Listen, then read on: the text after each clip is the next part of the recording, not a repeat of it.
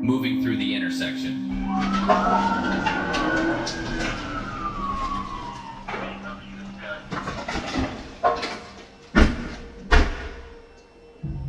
Officers on routine patrol noticed a Chevrolet Equinox driving north on Van Dyke near 15 Mile Road.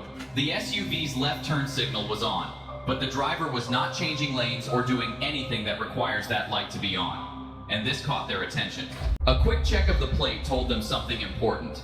The Equinox wasn't insured, a violation that gave officers cause for a traffic stop. The officers expected the driver to pull over. Instead of stopping, the driver pressed the accelerator. In that split second, a routine stop became a chase.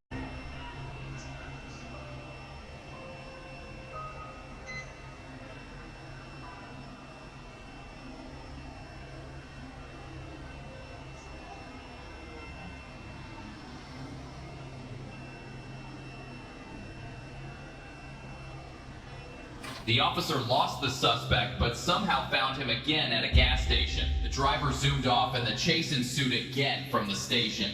And every second that followed would push one family closer to tragedy. The Equinox surged past 70, then 80, pushing 90 miles per hour down Van Dyke Avenue.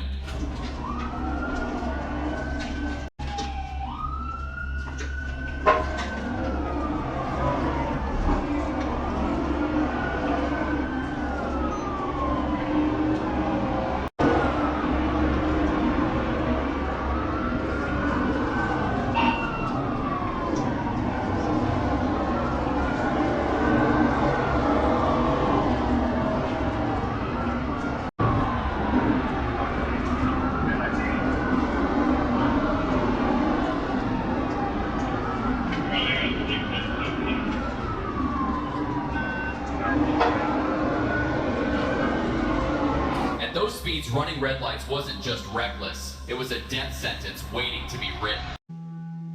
Before the flashing lights, there was a love story. In 2020, at the height of the COVID-19 pandemic, Faith and her husband said their vows. It wasn't the wedding they had once imagined. Restrictions, small gatherings, uncertainty everywhere, but none of that mattered. What mattered was that they had each other. In the years that followed, their family grew. By 2021, they welcomed a son. Friends and relatives described them as inseparable, building a life full of laughter, dreams, and the everyday joys that make a family complete. But in October of 2023, that life, that future, would be shattered in an instant. Because while this young family was simply driving home, a stolen SUV was racing through the night and heading straight toward them at nearly 90 miles an hour. And then, impact. The speeding Equinox tore through the red light at 16 Mile and Van Dyke and slammed directly into the Gummas family car moving through the intersection.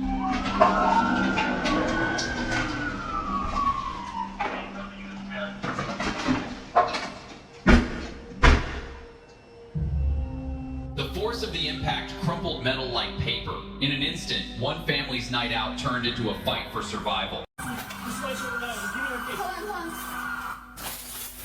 Back up.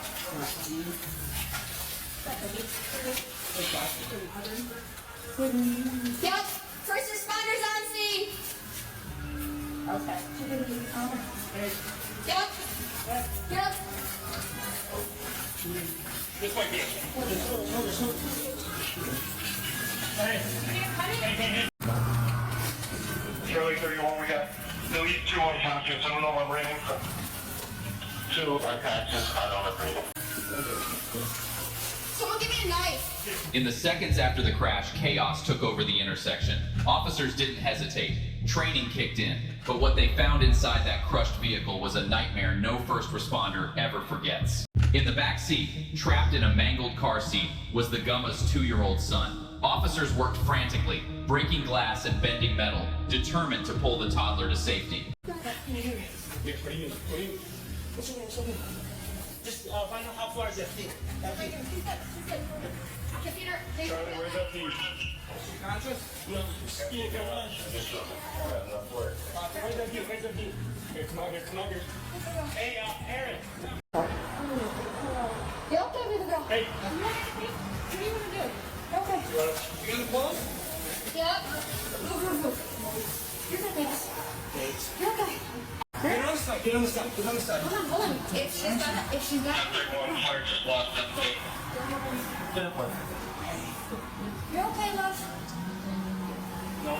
I got 2 unconscious.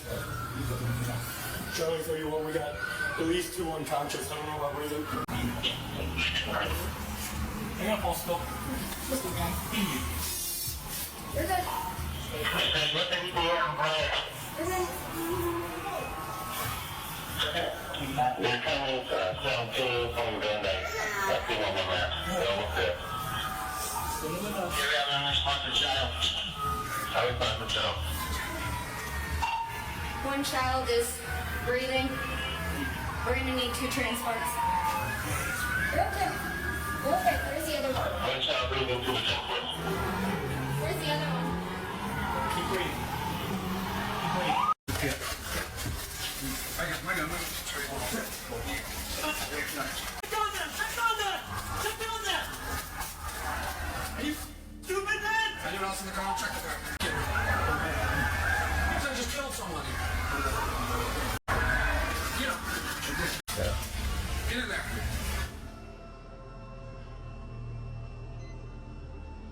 In that moment, reality seemed to set in. Suspect backseat captured the teenager, breaking down in tears and praying. It was as if, only now, he realized what had happened. What's your date of birth? 11/11/06. Are the people okay? It doesn't look like it. It doesn't, bro. Don't. Okay.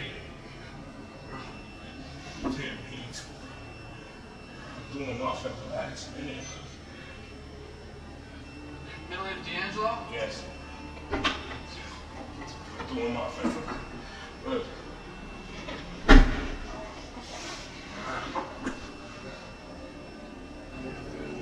Yeah.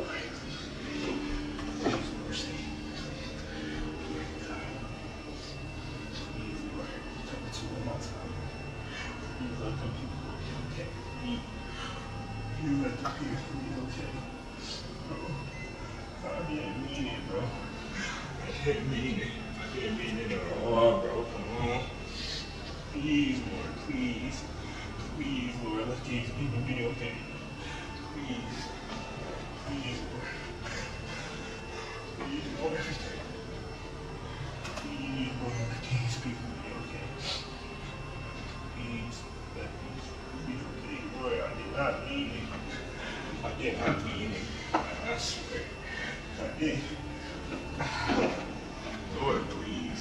But prosecutors had already made their decision. He would not be treated as a child.